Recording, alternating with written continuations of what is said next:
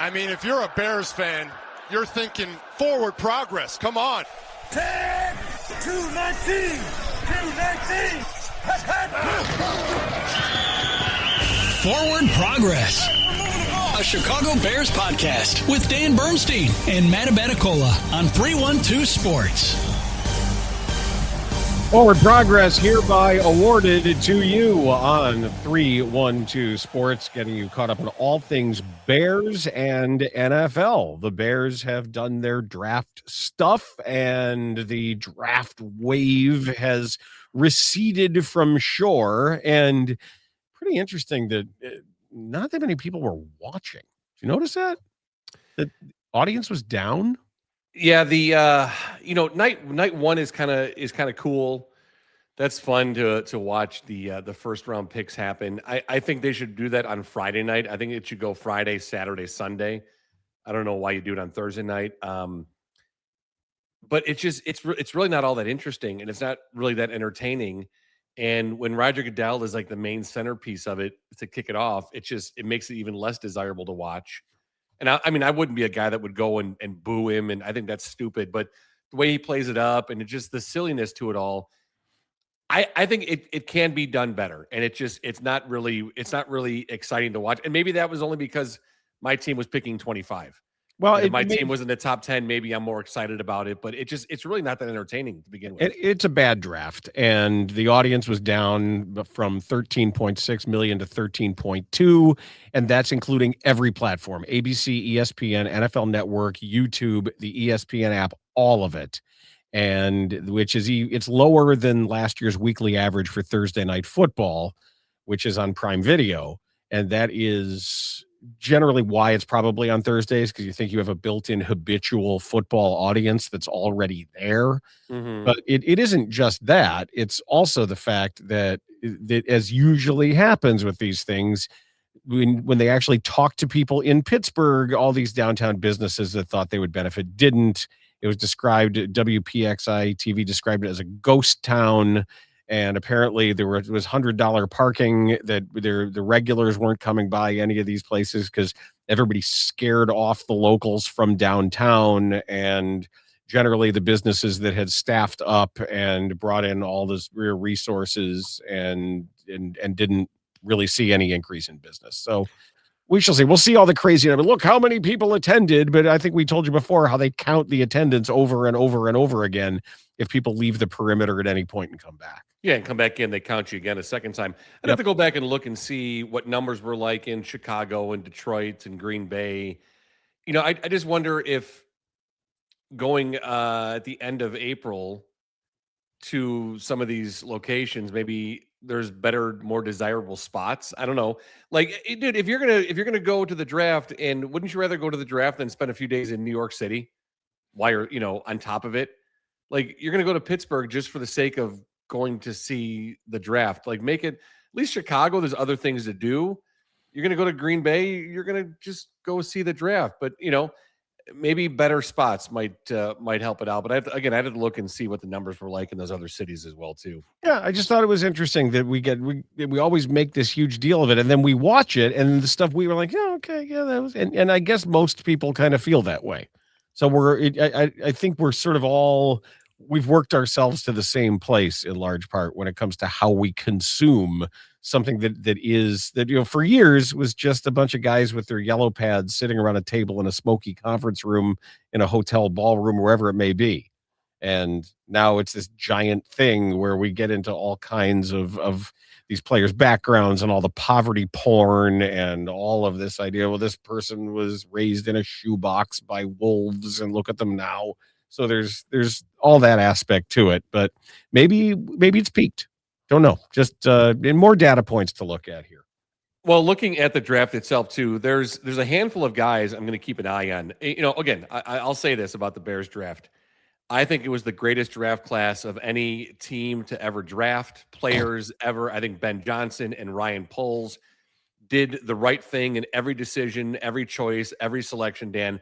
This is going to go down as one of the greatest draft classes in the history of all NFL draft classes. As a Chicago Bears fan, I'll say that proudly because I'm very proud of what they did. And I think it was the greatest class ever drafted in NFL history. Writing it down. That all being said, are you writing it down? Yeah, I got it. Just want to make, want to make sure for posterity. Yes.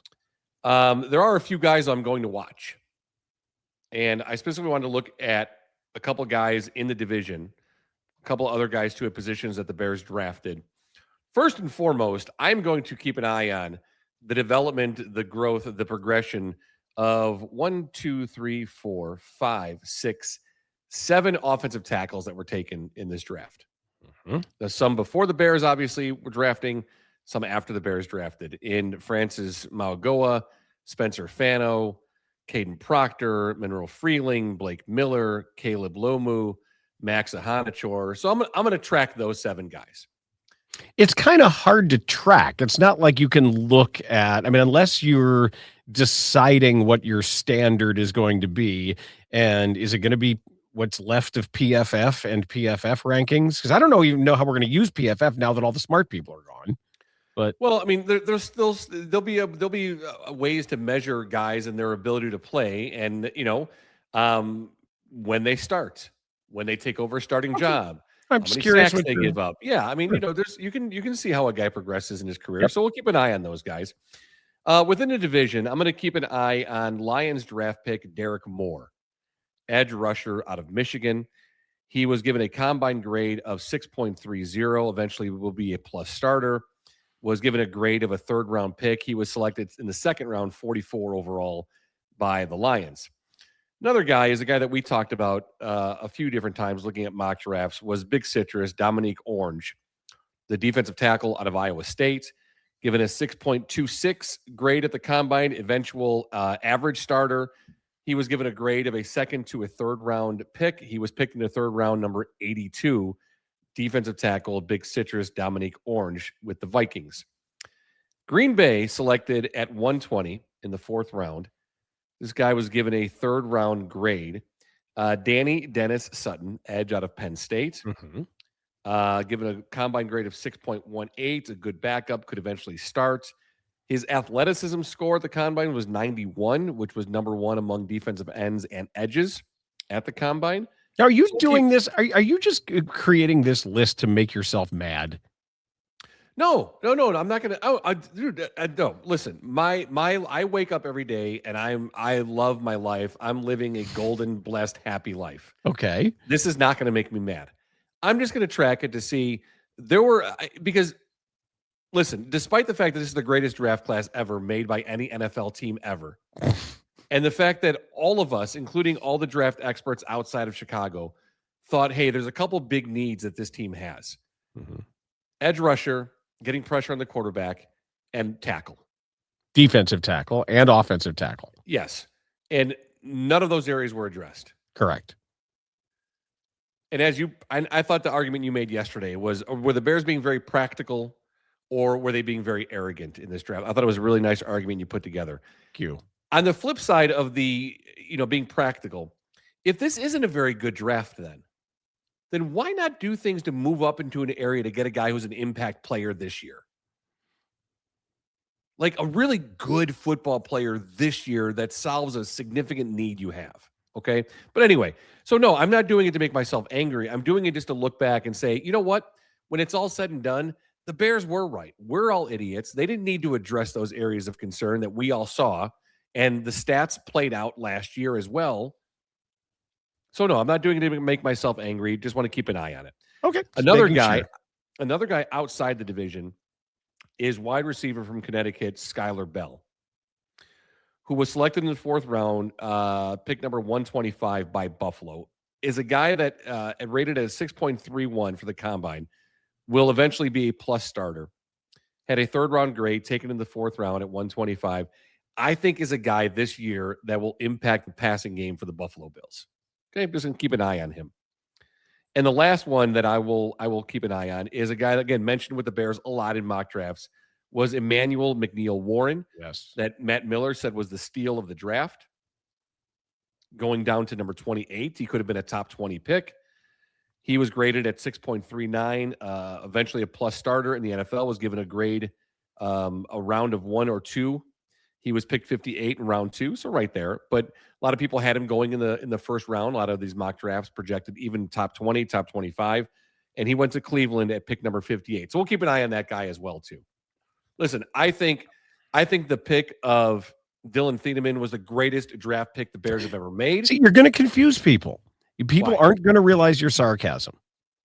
This is a mistake that always gets made, that you presume there will be a recognition of sarcasm when there are enough stupid people that are just like, what is he talking about? The best ever. No one's going to get it. Well, no, don't say no one, because there are people that speak sarcasm. Okay. And there are intelligent people that listen to these podcasts. They're few and far in between, but they're out there. Okay. So they'll get it. You get it. I get it. And that's really all that matters. Just making sure. As long as you get it, that's fine. I want the warning out there. The warning is out there. So those are just a handful of players that I'll keep an eye on as we go through the year. Not to say that the Bears should have drafted any of these guys, because what they did was the exact right, perfect thing to do. I also think we should note that Ty Simpson now, after the first blush of the Laura Rutledge questioning that he received on draft night, now he says, oh, yeah, we had all kinds of secret meetings. Meetings, yes. With Sean McVay. And secret meetings. That's fine. You can. That's not a big, you're allowed. He's like, hey, don't tell anybody. And it seems like they've made it very clear that you're the apprentice, that you are here. You're the sorcerer's apprentice. You have to dress like Mickey Mouse and make sure the brooms don't get off on their own. But as soon as Matthew Stafford is done, then it's your turn. But it's not your turn yet, no matter what happens. Okay, I get it. But he is here to learn at the hand of the master. But they had all kinds of, they sat down together. Don't say anything, very quietly. I don't know if he had to sign NDAs or why he had to kind of maybe not tell the whole truth on draft night. But yes, this was, or this is all leaking out now because they want it known. Sean McVay, he wants everybody to know, by the way, I had secret meetings. Well, Dan, that's exactly what it is, because if you saw Sean McVay's reaction to the draft of Ty Simpson, he didn't look very happy. So either he was acting and playing along and trying to fit into this whole narrative of, we wanted to keep it very, very secret. We had secret meetings. I mean, Ty Simpson said that they sat down and talked for hours. Yeah, and then there was the press conference where there was the weird body language, and then Sean McVay had to be like, oh, yeah, we're on the same page with everything, and we love each other, and watch us dance and throw rose petals together. See, everything's fine here. No need to ask us questions about our relationship. And now we hear about the secret meetings. Secret meetings. Okay. Well, it doesn't count unless you're wearing fake mustaches. Doesn't count. They need to hold the glasses, the nose, the mustache, the whole thing. Yep, and trench coats. I think they should have met at a cafe and sat back to back. So there was no staring each other in the eyes. You sat back to back and you spoke randomly. Yeah, I like it. That and otherwise not secret enough, and it certainly doesn't count. All I know is the Rams are being weird, and the Rams have been weird since this started with the whole thing. It's not worth being weird for Ty Simpson. It's really not. No, it's not. It really isn't. We have to get to this story too. Okay. Before you do, I have a question though for you. Yes. Yes. And I know, but this is the very important question. Okay. I have a friend who did something bad in his marriage and is trying to make up for it by buying a gift. Mm-hmm. Do you have any recommendations of what a good gift would be? No.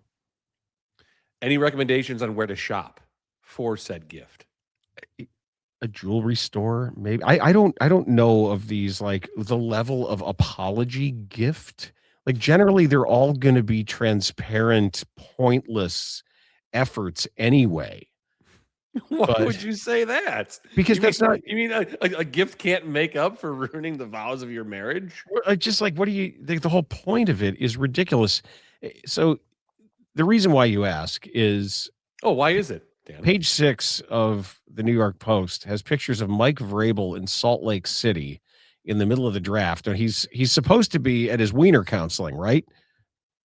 Well, it was just one day. It was the one-day wiener counseling. He was, because they have a house, and he and his wife, Jen, have a house in Utah. So he was at the Salt Lake City airport, and he was apparently picking out pajamas at a gift shop in the airport. And according to a friend of the show who says the following, I need a gift that says, I'm sorry for having an affair for the better part of a decade and possibly maybe even fathering a child out of wedlock and getting this embarrassing story stuck in the headlines for weeks. Let's see what they have over at Hudson News. Honey, I got you a $13 bag of Gardettos. Yeah, buddy. It's just, man, it's I rough. got you pistachio nuts. Yar. Like he's apparently looking at pajamas. Yeah, that's what the photos he was holding up looked like, a pajama top. But I mean, unless what she you're doing, asked you, man. hey, on your way home, pick me up some pajamas. I'm going to be wandering at the around the airport. house. Right. Yeah, I know you're coming back through the airport. Can you stop at duty free and get me a big bottle of Grey Goose, please? Wait, you can't get duty free coming in. Do you have to be heading out, don't you? No, there's shops. There are shops like the duty free shops. You can Yeah, go in or right. out, but yeah, whatever. Yeah, but like duty free, you have to be traveling internationally where you would be paying duty. Well, he's paying duty for sure. Don't touch any of the duty. You don't want any of that. You don't. But so but like, what's he bringing home? Like a Danielle Steele romance novel and a big bag of chili cheese bugles. some Trident gum, a games magazine, and that airborne, like, the vitamin C tablets. Yeah, whatever the tablets are that help your immune system, the immune booster or whatever. Hey, honey, sorry about this whole situation. Here's a neck pillow. I love you. Yo, you know I love you. Here's an old copy of the USA Today baseball preview issue. Also got you some sushi on the way out, and I only had a couple of the rolls, so you can finish this too. I guess. I love you. I also stopped at a kiosk and I got a phone charger. Your phone fixed. Yeah, there's a phone charger for you here. I got your screen fixed. And you break it, I fix it. Here you go. What? Come on, man. It's just it's unfortunate. It's just you add another layer to this story. I mean, he leaves for one day for counseling, skips day 3 of the draft. So you guys aren't as important to me as days 1 and 2. And I mean, we're all fixed now. Everything's better. We're good to go. It's all good. All good. Like this guy, I mean, and like, is Page 6 just have a dedicated Mike Vrabel guy now? He can't hide either because he's so big. That's the thing. He's not a normal sized person. So even if he put on, it's like that story Terry used to tell about Jawan Oldham on the Bulls when there were like a bunch of paternity suits when he got to Seattle on the road trip. So he was walking around in some kind of disguise. How'd that go for him? And Terry asked her, like, "Hey, buddy, what are you doing?" And he explained. He's like, "You know that you're a 7'2" black man in Seattle." that you can't hide the fact you're 7'2", dude. But he didn't. Don't tell him. But come on, you're buying a makeup gift for like an 8-year affair, allegedly. In the airport. Possibly in the airport. In an airport store. How about the bigger issue, I think, is what's going on with ESPN and now NFL Network and The Athletic and the New York Times. Right. They're hiding. And how about the fact, this is the other thing too, like Scott Zolak is like, I got thoughts, but I can't share them. I'll lose my job. Yep. What? You can't just say, how about an honest viewpoint and say something like, this concerns me.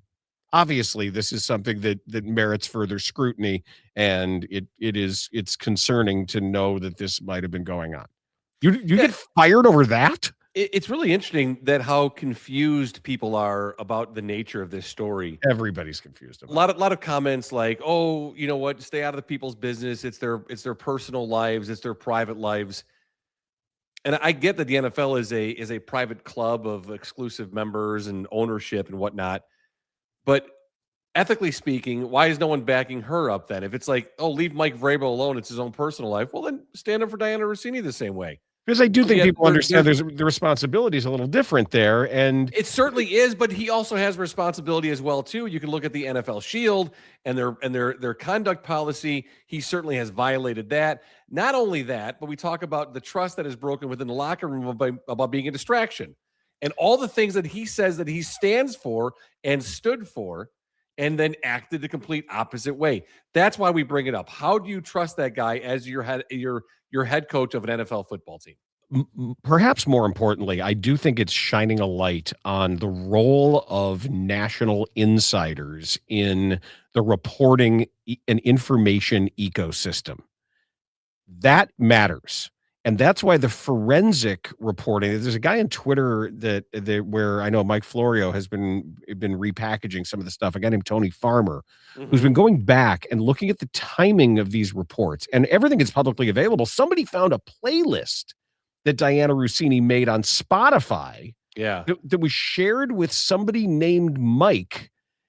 And it was called like Keep Your Head High. It was called, no, it was the playlist was called Turning the Page. Oh, Turning the Page, which she named it and sent it to somebody named Mike that happened to time up with a Titans 4-game losing streak. Like, this is the kind of things that people are doing now to find out what happened with the control or flow of information that could benefit certain teams, and the use of these relationships and the use of off the record access. Obviously, you've got relationships with reporters, whether it's Schefter or Ian Rappaport or whomever.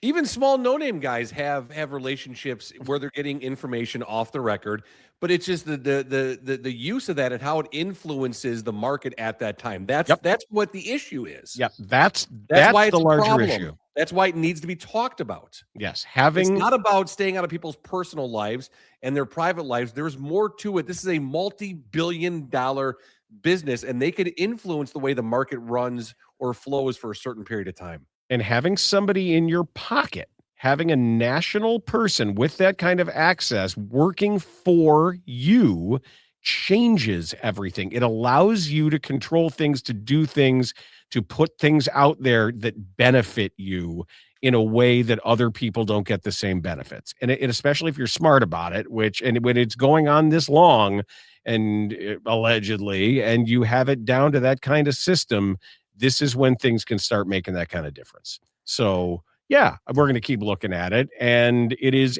I'm still waiting for ESPN, or all they do is try to find hot button issues and have people scream about them. And that's it. Find the issue of the day and have people scream about it, and take whatever positions you need to take, whether disingenuous or not, and shout absolutes about them. Fine. I get it. That's your business. Why not this? Why not this? Right. Why not this? And anything you give me for saying, well, this is why, because we don't talk about personal. Yeah, you do. Yeah, you do. This completely fits everything you would otherwise talk about when it isn't in your own backyard, but it's not one of your former reporters. Well, one thing I've thought about, Dan, is why people aren't talking about it. And if you talk about it, just like going to court, if you talk about something, what do you do then? If you bring something up, you talk about it. You allow for other questions to start being asked, such as, and legally, what you're talking about is obviously discovery. When you bring things out and say, okay, well, now we can ask about this, and now we are obligated to begin asking about this and this and this. Yes. So if I don't bring it up, I can't get asked questions about what I knew, when I knew, how I knew it, those types of things. So if you don't say anything, you don't open yourself up to that type of questioning, which would be the only reason why you wouldn't talk about it right now. Well, it's that's also the only thing I can because think of that makes sense. That's half of it. And part of it is because you believe in your ability to control everything, because you've cornered the market on the control of some of the information, and that if you don't deem something worth talking about, it is therefore not, and that's decided, and nobody else will. And that's why you have to keep saying, hey, ESPN, New York Times, anyone here, NFL Network, anybody, thoughts? It's particularly ESPN, because this happened when she was working there. Mm-hmm. What did they know? When did they know it? And they don't apparently feel they have to answer, have to address it. If I work at ESPN, I'd really like to know. I would really like to know how people rise on the corporate ladder there, how people get plum jobs, how people get the opportunities over other people. that's what I think there are some questions that need to be answered about your internal policies about what's okay and what's not okay, and whether or not you get addicted to that inside information that just keeps on coming. And maybe you don't ask the questions you should because you don't want to know the answers to them. And what about other beat reporters? Sure. During that time frame, lost out stories, maybe lost out positions, jobs, assignments. Yep. Yes. I don't know the answers to these things, but I know a lot of the questions. I know a lot of the questions, and it is unfortunate that the organizations who are actually involved either don't want to know the answers or know the answers and simply don't want to say anything. Correct. Because they don't feel they have to, or there isn't really anybody in a position to ask them those questions. Yeah, I'd go with the latter on that one for sure.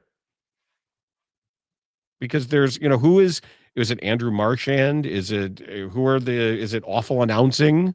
Where are the places that would go and say, we'd really like you to be on the record about whether this was okay and that was okay. And here's what we've turned up. Do you agree that this would be troubling? Even if you say, we didn't know. Do you agree that this is something you should have known about? Or that had you known this, you would have done something? You don't have to necessarily admit to wrongdoing, but you can honestly be presented with information and say, yeah, we need to look at our best practices about what involved relationships here are resulting in the information that we get.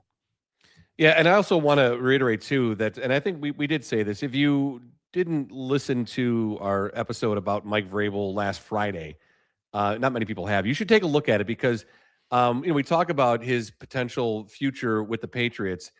We both realize and understand and know, and I can say this too, that even though I think Robert Kraft should fire Mike Vrabel, he's not going to. And yes, I know of Robert Kraft's history and his own transgressions, which certainly is not going to lead him down the path of firing Mike Vrabel because he probably doesn't care. So yes, we are very fully well aware of all of that. But I just think that this story and the new wrinkle to it today and these photos of Mike Vrabel shopping in the airport is just, man, like, come on, dude. Like, you're stepping in it left and right. And then it's like, you're going to do this. Like, hey, honey, here's In-Flight magazine. I just brought this from the plane for you. I'm sorry. I tore this out of the back. It's a list of America's top independent steakhouses. Check, and here's a half-done Sudoku. Which one would you like to go to? I'll treat. Yeah, come on. Pick one of these. Pick one of these top 5 independent steakhouses, and we'll go there. And also, here's a barf bag. Like, come on, man. And a box of snacks I got on the flight. It's tapas though. It's Mediterranean. There's hummus. There's chips. Look at this. There's the good crackers with the like chunks of actual whole grain in them. Hey, look at me. Hey, so it was only a decade-long affair. What do you want? I mean, you couldn't. It's like an SNL skit. Yep. Come on, man. Yeah. But I mean, I hope he's better now. I hope it's all good. Yeah. Well, now that he's gone to Wiener counseling, it was a day. It was apparently just a day. So he went and he went in and he signed in and he said, "Hi, I'm Mike, and occasionally my wiener goes wandering off." Hi, Mike. Hi, Mike. Yeah, we had that problem, and I suggest you go to the airport and you buy a big bag of Chex Mix, and you bring it home and you set it on her pillow. That's what you'll learn at Wiener counseling. Oh boy! All right, well, now we can focus on football. Yeah, it's football. Now it's just get that distraction out of the way. That's right. Yeah, I just don't know how this can work, man. I don't know how it can work for New England. I don't know. I just don't get it. I don't get it with the players, and I just don't know. Not that I'm not saying the guy should lose his job. I hate saying anybody should lose their job, but I'm not saying he should lose his job because he had an affair. That's something he's got to work out with his wife and figure all that out for their relationship. But you can't go and say, and we went back and looked at the press conference when he first was introduced as the Patriots head coach and looked at all the things he said there. You can't say all those things, man, when you were years and years deep into this affair. You can't. And still hold that position of respect with the locker room. That's why he should be fired. You know what? You want to go out and you want to bang a different girl every weekend? Fine. That's for you and your wife to figure out. The stuff that you act about, the high and mighty, high character, full of integrity, football coach, come follow me, guys. I'm going to galvanize this building and galvanize our team. That stuff doesn't work. And that if I'm a leader on that team, that falls on deaf ears now. It's like, hey, coach, what's up, man? Like, what about all the bullshit? What about, God forbid, he had any kind of serious conversation with any one of those players on that roster about their behavior off the football field.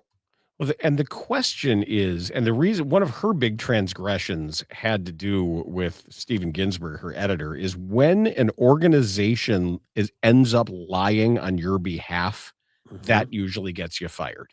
Yeah. And at this point, I don't think the Patriots have lied on his behalf. No, they just tried to get the story buried before it went out. Right.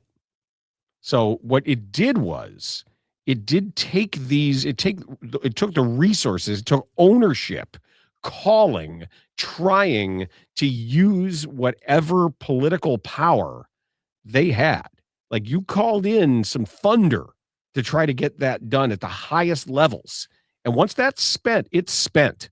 Say, I'm Robert Kraft, and I demand, and I'll take away this, and I'll take away that, and I'll lobby Congress to take away whatever it might be. And they say, no. So let me ask you though, we're going with the story. When you make an organization do that, sometimes the organization goes back to you and says, get out of here. Now, if it wasn't that big of a story, why fight so hard to bury it? Right. If it really doesn't matter in the big picture of life and things and football and the NFL, why fight to get it buried? Why try that if it doesn't matter? And let me make one other point that resonates with me, where, and this, I've always said this, and you get this response sometimes. It's like, well, why do you say, that's never going to happen? They're never going to do, because it doesn't matter. If you believe something to be the right thing to do and you believe something to be correct, the moment you say, well, I'm not going to say that or think that because it doesn't really matter, that's defeat. Yeah, it is. And it's sad. It's pathetic. If that's the way you live your life, well, I'm not going to bother. What's the point? I'm not going to do anything. If it's just words anyway, and you can't say how you feel, if that's all it is you won't even express your thought, this isn't okay. Someone should ask these questions. Someone should be reporting on this. Then how are you waking up every day going about your life if that's how you feel about things? You can't allow the fact that it's probably not going to end the way you want it, or correctly, or appropriately, and people aren't going to do right things. But it doesn't mean you lose sight of what you think is the correct thing to do, or the correct thing that should be done. Otherwise, you just completely capitulated. So just don't bring that to me. Well, that, or don't bring that up because it's all going to fall on deaf ears anyway. Why bother? Because it still matters. Yeah, it still matters. And it's always going to matter. The things that you feel are right, and when you have the forum to say such things, whatever it may be you're just posting on social media. It might just be, this is my opinion on something, and this is how I feel, and this is how I feel between the right way to handle something and the wrong way to handle something, or to hold people consistent with what they've said or how they've purported to be. And you're taking your time to scream at somebody and say, well, if you think that, it's worthless and stop doing it. Well, okay. All right. Well, that's, I guess we're just going to disagree on that.